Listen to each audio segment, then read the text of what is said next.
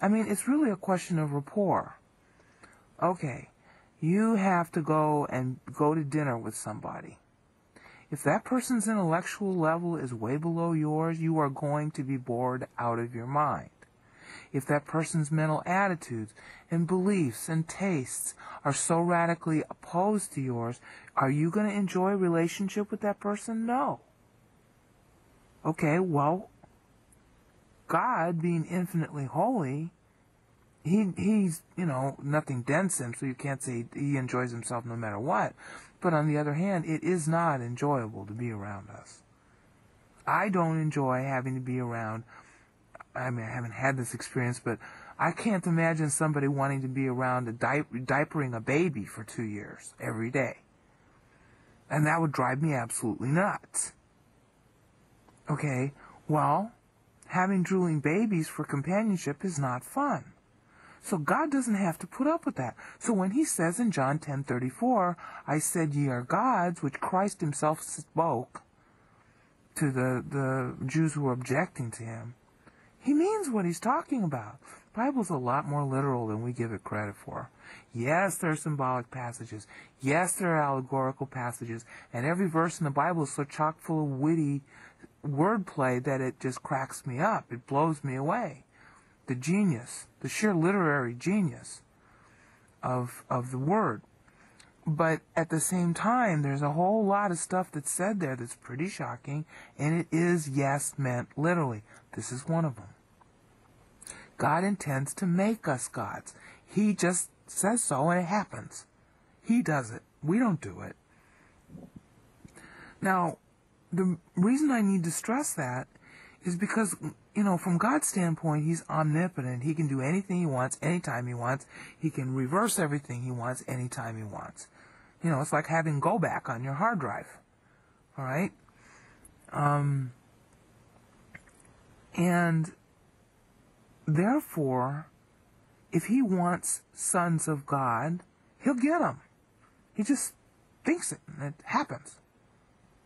All right? Now, what he chose to do instead was a twofold thing.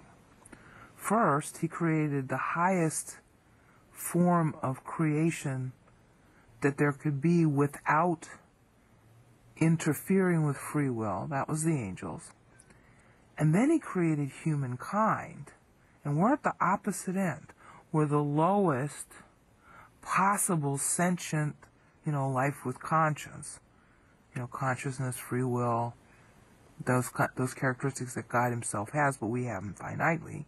We are the lowest level. So it's like the angels are at one end of the spectrum, or were, and then we're at the other end of the spectrum. Christ came down, and because of his victory on the cross, he's now higher in his own nature than the angels. That's in Hebrews 1:3. If my pastor taught that once and exegeted it, he taught it 1,000 times. It's not just his title. It's his nature. Which, of course, would have to be true if he's one with Father in his own humanity. I mean, he'd have to be bigger than all the angels put together to achieve that oneness. All right? So, we are going to be like him. That's in the last half of 1 John 2. I think it runs from 1 John 2:26 through 3:2. Okay. So why did he do it this way? He's starting at one end of the spectrum with the angels and the other end of the spectrum with us. And anything below us would have been an animal. I mean, what's the difference between us and an animal? We have souls. That's it. That's why we're not evolved. Okay? Because we have souls that are created at birth, 340 verses in the original language Bible texts, which are all mistranslated, tell you that the soul is created at birth by God directly. Breathed is the actual verb that's used. It's not created. There's no verb for creating the soul in the Bible. It's breathed. All right. So he makes us just a notch above animals. Now, why did he do it that way? Well, because he can. But the biggest reason, from what I can tell, and there's more to it than this, is so that we can know while we're in these humble, nothing bodies, kind of like Paul talks about in 1 Corinthians 15, that we don't have to be intimidated by the fact that he's infinite God. If he loves us like this, and sinners to boot, and then his own, the other God who calls himself Son, adds humanity to himself and becomes Christ, all right, he not only did he make us, but he's going to pay for all of our screw-ups. He paid the full opportunity cost of creation. That's the only way this thing works economically. The whole opportunity cost of creation, present value of it, was paid for on the cross. Okay, so then we get to find out in these horrible bodies that he loves us.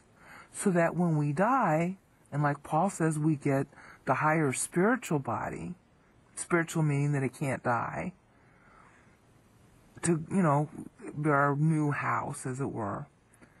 Well, then our superiority then, being a bazillion times higher than now, will also know, how do I want to put this? We'll not only know that we don't need to be intimidated, but we won't be tyrannized by trying to be good. I mean, bear in mind that the future state, we're going to lose the sin nature. God doesn't sin because of what he knows. We won't sin due to what we know. It's still free will in heaven.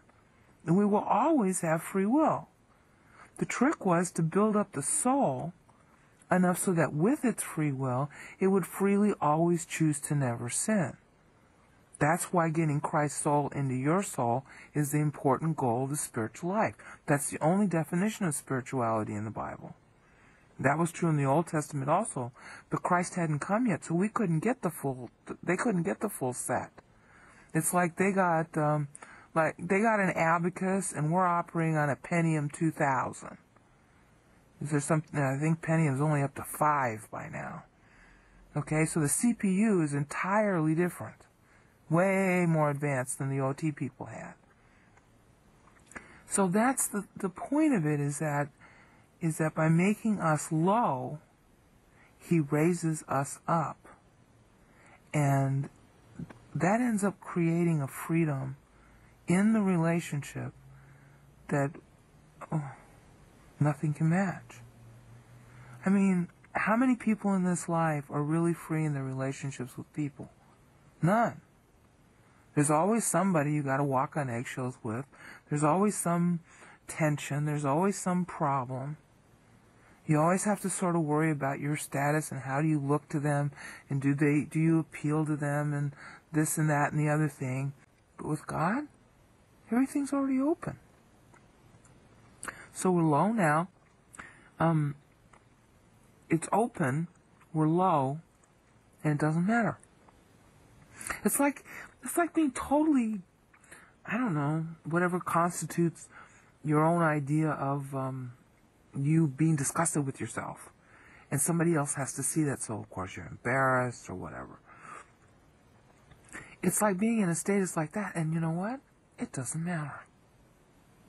So, it isn't going to become a burden to suddenly wake up one morning, so to speak, the rapture, and have a nature that is as high as Christ's, because we are a body of Christ. We are a spiritual species that is uniquely fitted to him. That's in 2 Corinthians 5:17, kainekitesis in Greek. So it will not become daunting or tyrannizing in any way to be so high, having been so low.